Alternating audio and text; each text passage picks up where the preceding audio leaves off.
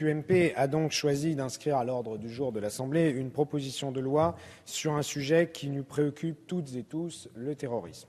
L'actualité récente nous l'a douloureusement rappelé. La menace terroriste est réelle dans notre pays comme dans d'autres et sur l'ensemble d'ailleurs du continent européen.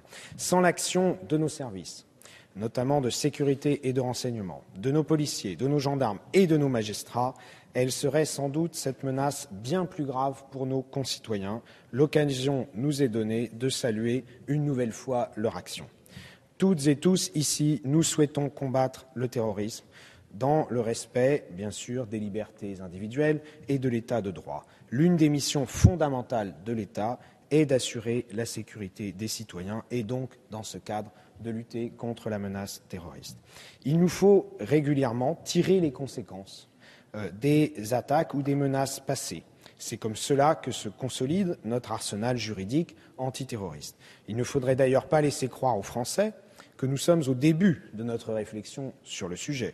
Cet arsenal s'est construit au fil des ans, complété, tous les 2 ou 3 ans d'ailleurs, quelles que soient les majorités. Nous discutons de dispositifs antiterroristes. La dernière fois, c'était en décembre 2012, suite à ce que l'on a appelé l'affaire Merah, les assassinats qui ont été perpétrés par Mohamed Merah. Nous-mêmes, le groupe écologiste, nous avions d'ailleurs demandé la création d'une commission d'enquête sur les éventuels dysfonctionnements des services à cette époque. Et c'est Jean-Jacques Urvoas qui présidait cette commission et Christophe Cavard, député écologiste, qui en était le rapporteur. Plus récemment, au lendemain du terrible attentat de Bruxelles, et pour faire face au départ inquiétant de djihadistes français en Syrie, le ministre de l'Intérieur a annoncé qu'un nouveau texte serait bientôt présenté en Conseil des ministres. Sur ce sujet, nous devons nous fixer un double impératif. D'une part, nous adapter aux menaces, et notamment à celles liées aux nouvelles technologies, refuser aussi de légiférer dans l'urgence et l'émotion. J'ai bien noté que cette proposition de loi de l'UMP avait été déposée par notre collègue Guillaume Larrivé et inscrite dans la niche avant l'attentat antisémite de Bruxelles. Elle reprend d'ailleurs pour l'essentiel des dispositions déjà défendues par l'UMP en 2012. Adapter notre arsenal est nécessaire, mais il faut également tirer le bilan des dispositifs existants. Attention, de ce point de vue, je tiens à le dire, à une certaine forme de banalisation du concept de terrorisme. On l'a vu parfois, je tiens à le dire, avec des effets boomerang qui peuvent être dévastateurs, comme dans ce qui avait été un peu trop vite appelé l'affaire de Tarnac, qui n'a d'ailleurs jamais vraiment été éclaircie. Le terrorisme est une pratique extrêmement grave qui met en cause le vivre ensemble en démocratie. Il ne faut surtout pas en banaliser le mot et la qualification. Nous devons de regarder en détail les dispositions proposées. Les 3 mesures proposées par ce texte mêlent toutes Internet et terrorisme. Si ni Mohamed Merah, par exemple, ou Mehdi Nemmouche ne se sont radicalisés par Internet, cela peut être le cas pour d'autres apprentis djihadistes ou terroristes. Mais ces dispositions qui nous sont proposées aujourd'hui ont toutes un certain nombre de défauts qui, pour notre part, nous empêchent d'envisager leur adoption.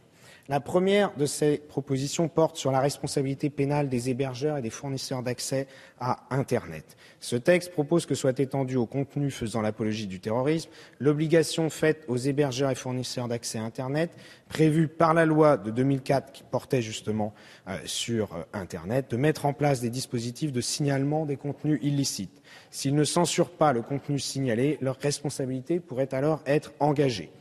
Or, dans son commentaire sur cette loi de 2004, le Conseil constitutionnel avait noté, je cite, que la caractérisation d'un message illicite peut se révéler délicate même pour un juriste.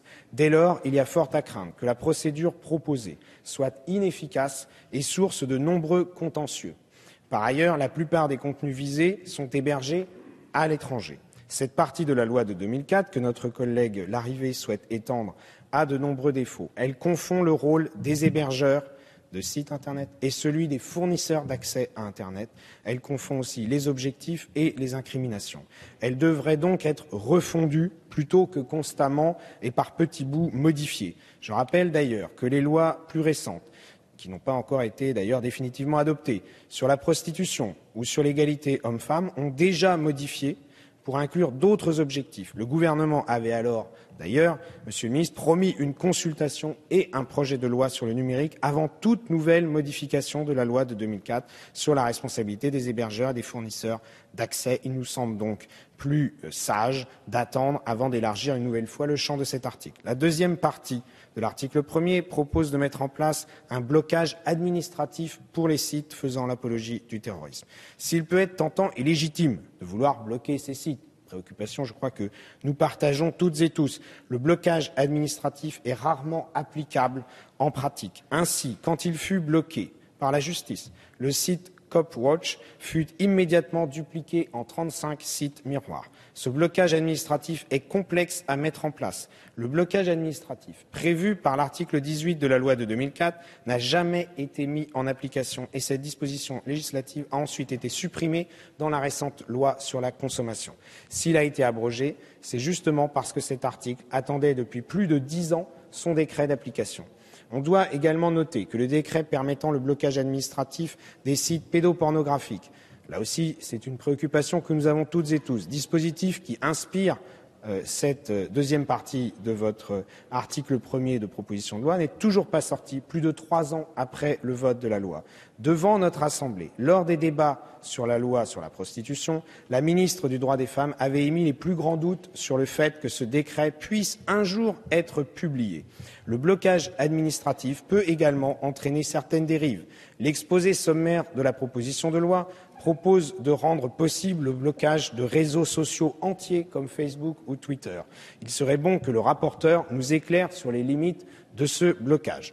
Enfin, un blocage trop hâtif des sites pourrait être un frein à des enquêtes ayant pour objet de lutter contre les réseaux qui sont derrière ces sites, qui ne sont pas issus de la génération spontanée. C'est d'ailleurs ce qui avait été opposé lors des débats de la loi de 2012 relative à la lutte contre le terrorisme.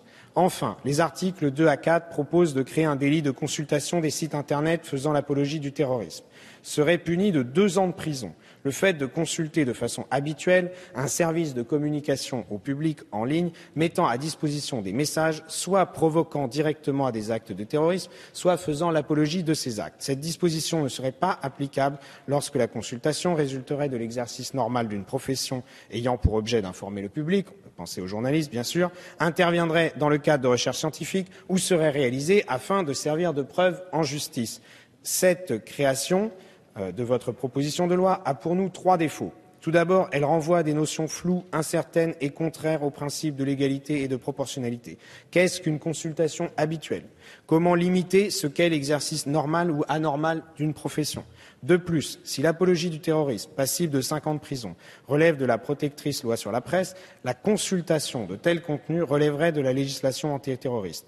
Même si des atténuations sont prévues à l'article 3, le cadre législatif reste donc plus contraignant pour le lecteur que pour l'émetteur, ce qui est incombe. Enfin, cette pénalisation risque d'empêcher la surveillance d'activités terroristes par les services ou de les interrompre en quelque sorte trop tôt. En commission, nous n'avons pas soutenu l'adoption de cette proposition de loi pour les raisons que je viens d'évoquer.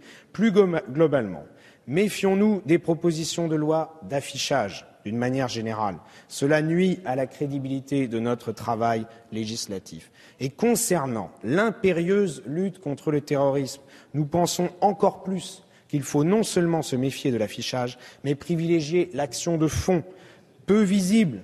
Oui, peu visible, mais beaucoup plus efficace. Favoriser le travail de renseignement, le travail de repérage des profils dangereux ou qui sont en dérive, la protection des mineurs, car on parle de personnes parfois très jeunes, l'accompagnement des familles, avec bien sûr l'école, l'éducation nationale, les éducateurs, les associations. Bien plus que des textes d'affichage, c'est ce travail de fourmi qu'il faut faire et qui, fort heureusement, est déjà effectué, mais qui peut encore être amélioré, notamment du point de vue de la coordination internationale. Et je tiens à saluer les propos du ministre de l'Intérieur qui, après le dramatique attentat en Belgique, a dit très clairement que c'était en la matière la preuve qu'il nous fallait plus d'Europe pour avoir plus de coordination si on voulait lutter efficacement contre le terrorisme. N'entretenons pas l'illusion que c'est Internet qui est responsable de la montée de la radicalisation, notamment islamiste ou djihadiste. Tout le monde le sait très bien. Internet peut même aider au repérage des personnes qui sont en dérive ou qui sont en état d'embrigadement. Ce n'est pas Internet qui crée l'embrigadement, on le sait bien, il y a d'autres raisons beaucoup plus profondes. Monsieur Larrivé, je crois que vous avez travaillé pendant de nombreuses années au cabinet de plusieurs ministres de l'Intérieur. Je pense que vous devez savoir tout cela, alors ne cédez pas à la tentation de la facilité, la tentation de l'affichage sans effet réel. Merci de votre attention. Merci. La discussion générale est